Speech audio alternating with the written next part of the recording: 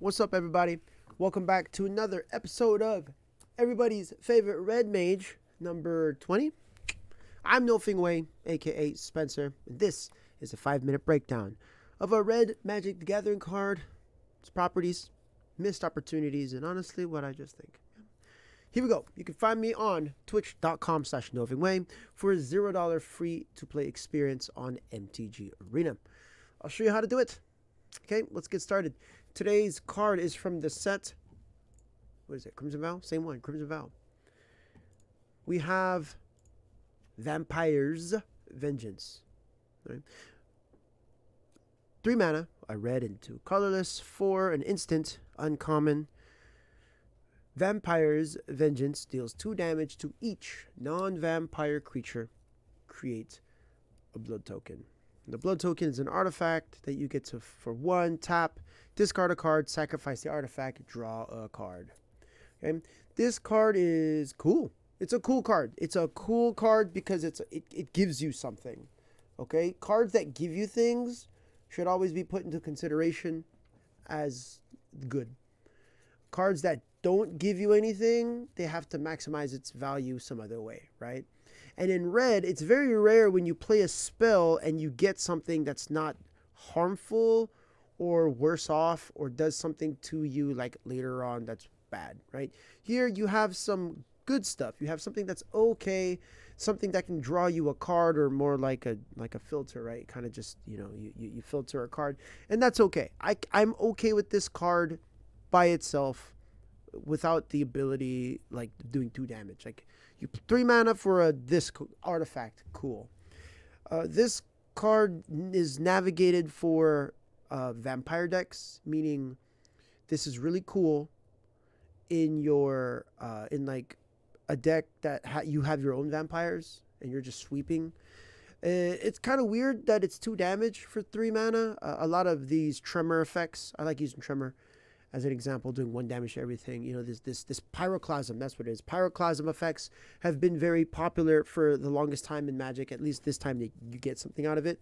Here it's instant speed, making the card more of a utility. Really good at the end step. Really good in response. Really good to clear tokens. This is a very good card to help clean the board state up. And you have a lot of permission to make tricky plays with vampires out there, especially if your opponent is not expecting you to play it.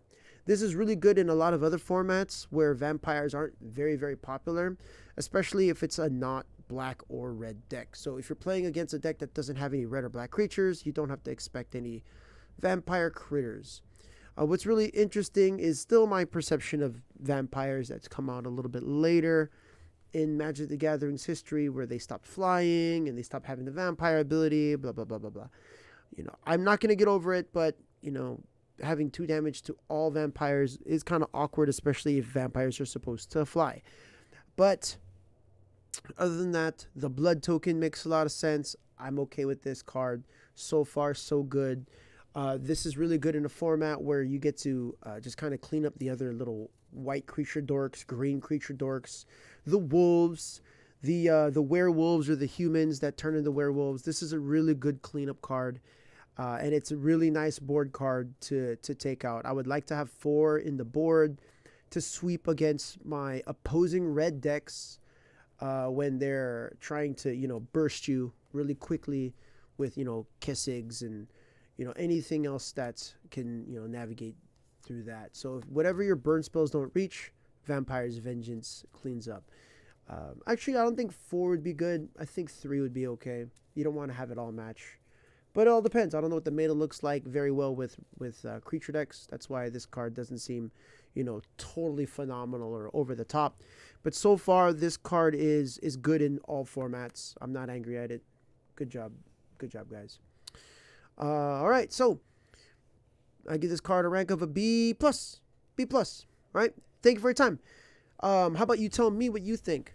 Yeah? Do you agree with me? Do you disagree with me? What am I missing that you see? Yeah? Let me know with a comment or a message on YouTube, Instagram, the podcast, or twitch.com/NothingWay.